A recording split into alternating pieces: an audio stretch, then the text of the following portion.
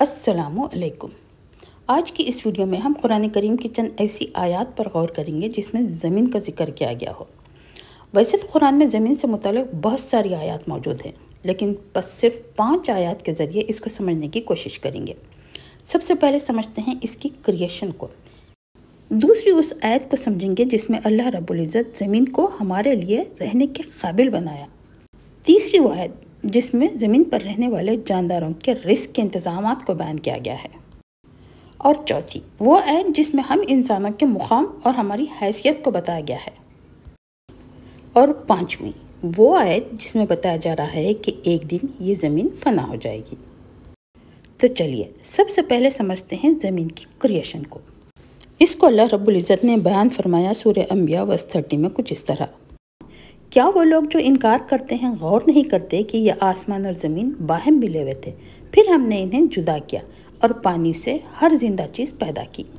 سائنسی زبان میں اسے بگ بینگ کہا جاتا ہے، اور بگ بینگ تھیوری کو پیش کیا تھا جارج لیماٹر نے 1927 کو۔ اس تھیوری کے مطابق یونیورس کا سارا میٹر، انرجی، اسپیس، ٹائم، سبھی کچھ ایک سنگولیرٹی میں بند تھا، ایک نقطے میں، ایک پوائنٹ میں۔ پھر اس میں ایک زوردار دھماکہ ہوا اور یوں وجود میں آ گئی ساری کائنات۔ اس میں زمین بھی تھی اور آسمان بھی۔ اب سوچنے والی بات یہ ہے کہ بگ بینگ تھیوری کو تو بس سمجھا گیا آج سے صرف 100 سال پہلے، یعنی 1927 کو، جبکہ قرآن کریم نازل ہوئی آج سے تقریباً 1450 سال پہلے۔ تب یہ بات بتانے والا کون تھا کہ زمین اور آسمان باہم ملے ہوئے تھے اور انہیں جدا کیا گیا؟ اور تعجب کی بات یہ ہے کہ یہ وہ دور تھا جب علم کافی محدود تھا، نہ کوئی سائنس اینڈ ٹیکنالوجی، نہ کوئی مینس آف کمیونیکیشن، نہ ہی کوئی مینس آف ٹرانسپورٹیشن۔ ایسے میں یہ بات تو وہی خالق بتائے گا جس نے اس کو نہ صرف پیدا کیا بلکہ ایک ترتیب سے اسے چلا بھی رہا ہے۔ چلیے یہ تو ہوئی بات زمین کی کریشن کی۔ اب غور کریں گے قرآن کی اس آیت پر جس میں بتایا گیا ہے کہ زمین ہمارے لیے جائے قرار بنا دی گئی ہے، یعنی رہنے کے قابل۔ اس کا ذکر ہمیں ملتا ہے سورہ غافر ورس 64 میں کچھ اس طرح: اور وہی تو ہے جس نے تمہارے لیے زمین کو جائے قرار بنایا۔ اب ذرا اس آیت کو اور آج کی آبزرویبل یونیورس پر غور کریں تو پتہ چلے گا کہ ہماری زمین جیسی اور بے شمار زمینیں دریافت ہو چکی، لیکن ہم بات کر رہے ہیں ہماری اپنی زمین کی، جس پر تمام جانداروں کے رہنے کے لیے اللہ نے بہترین انتظامات کر رکھے ہیں۔ جیسے زمین کی فضا میں موجود ہے 78% نائٹروجن، 21% آکسیجن اور 1% ادر گیسز۔ اب ذرا غور کریں، گیسز کے اس ریشیو میں اگر کچھ اونچ نیچ ہو جاتی تو کیا زمین پر جانداروں کا سانس لینا ممکن ہوتا؟ نہیں نا۔ دوسرا ایک بہترین انتظام، زمین سے سورج کا فاصلہ، یہ ہے 150 ملین کلومیٹر۔ اس پر بھی غور کریں گے۔ اگر یہ ڈسٹینس کم ہوتا تو یقیناً زمین پر رہنے والے جاندار گرمی کی وجہ سے جھلس جاتے، اور اگر یہ ڈسٹینس کافی دور ہوتا تو یقیناً سردی کی وجہ سے زمین پر رہنے والے جاندار سکڑ جاتے، یعنی ہر 2 صورتوں میں زمین پر رہنا ممکن نہ ہوتا۔ اور تیسرا اور بہت ہی اہم فیکٹر، زمین پر لیکوڈ واٹر کی موجودگی۔ اب اس پر بھی غور کریں گے۔ تو کیا ہماری زمین سولر سسٹم میں موجود دوسرے پلانٹس جیسے جوپیٹر اور نیپچون کی طرح گیس یا آئس سے بنی ہوتی تو کیا یہاں پر جینا ممکن ہوتا؟ نہیں، بالکل بھی نہیں۔ تب نہ یہ بارش ہوتی، نہ یہ فصلیں اگتی، اور نہ ہی رزق کا انتظام ہوتا۔ بہرحال یہی وہ انتظامات ہے جس کی وجہ سے زمین کو ہمارے لیے رہنے کے قابل بنا دیا گیا ہے۔ چلیے اسی سلسلے کو جاری رکھتے ہوئے اب غور کریں گے قرآن کی اس آیت پر جس میں اللہ نے جانداروں کے رزق کے انتظامات کو بیان کیا ہے۔ یہ ہے سورہ سجدہ ورس 27۔ ترجمہ: اور کیا ان لوگوں نے نہیں دیکھا کہ ہم کس طرح بنجر زمین کی طرف پانی بہا لاتے ہیں اور پھر اسی زمین سے وہ فصل اگاتے ہیں جس سے ان کے مویشی کو بھی چارہ ملتا ہے اور وہ خود بھی کھاتے ہیں، تو کیا انہیں کچھ نہیں سوچتا؟ آیت میں بہت ہی وضاحت کے ساتھ بیان کیا جا رہا ہے کہ جب ایک بنجر زمین پر پانی برستا ہے تو ایسی فصل اگتی ہے جس سے ان کے مویشی کو بھی رزق ملتا ہے اور خود ان کو بھی۔ اب سوچنے والی بات یہ ہے کہ کیا ایسا انتظام اللہ رب العزت کے علاوہ کوئی اور کر سکتا ہے؟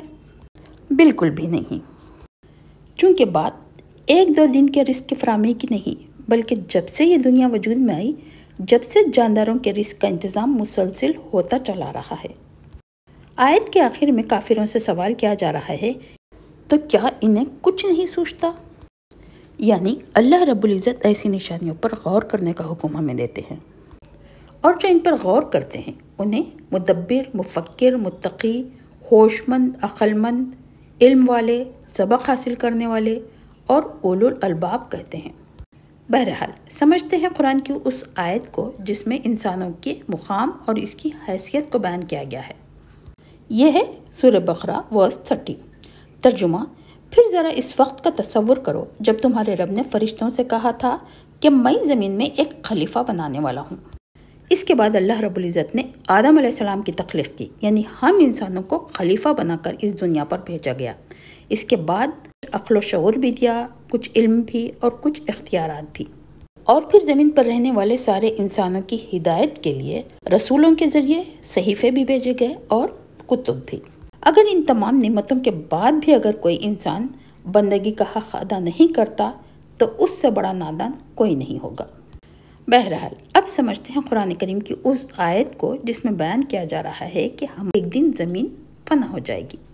اس کو بیان کیا گیا ہے سورہ الزلزال میں کچھ اس طرح۔ ترجمہ: اور زمین اپنی شدت کے ساتھ ہلا ڈالی جائے گی اور اپنے اندر کے سارے بوجھ نکال کر باہر ڈال دے گی۔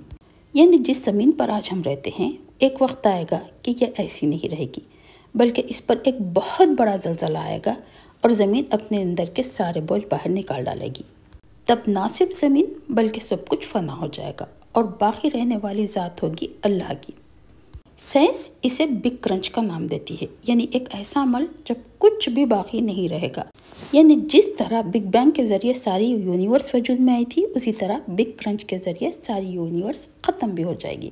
اور پھر کیا ہوگا اس کو بھی سورہ زلزال ہی میں بیان کیا گیا ہے۔ ترجمہ: اس روز لوگ متفرق حالت میں پلٹیں گے تاکہ ان کے اعمال ان کو دکھائے جائیں۔ پھر جس نے ذرہ برابر نیکی کی ہوگی وہ اس کو دیکھ لے گا، اور جس نے ذرہ برابر بدی کی ہوگی وہ اس کو دیکھ لے گا۔ یعنی یہ وہ دن ہوگا جب ساری زندگی میں جو کچھ ہم نے کمایا ہوگا وہ ہمارے سامنے ہوگا، چاہے ذرہ برابر نیکی کی ہو یا پھر ذرہ برابر بدی کی ہو۔ ہم چاہیں یا نہ چاہیں سبھی کچھ ہمارے سامنے ہوگا۔